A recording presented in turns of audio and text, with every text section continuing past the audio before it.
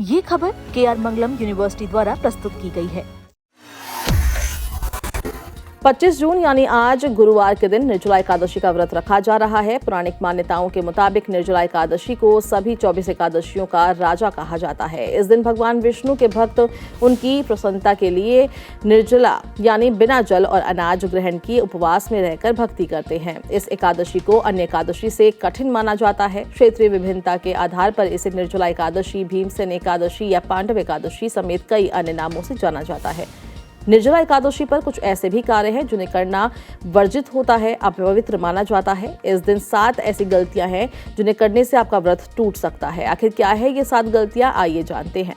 निर्जला एकादशी का व्रत पूरी तरह से बिना अन्न और जल ग्रहण किए रखा जाता है, इसलिए भूलकर भी इस दिन जाने अनजाने में पानी नहीं पीना चाहिए, क्योंकि ऐसा करने से व्रत टूट सकता है। इसका पूर्ण फल भी प्राप्त नहीं होता।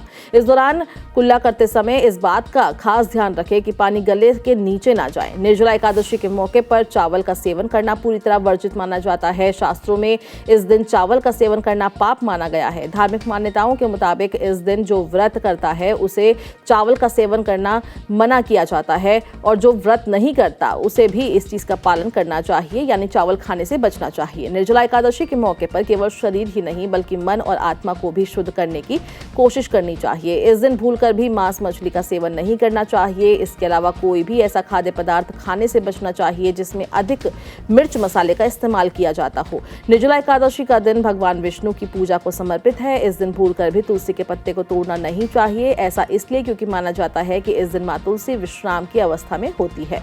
निर्जला एकादशी पर पूजा के लिए तुलसी के पत्तों की जरूरत के लिए एक दिन पहले ही तोड़कर रख ले।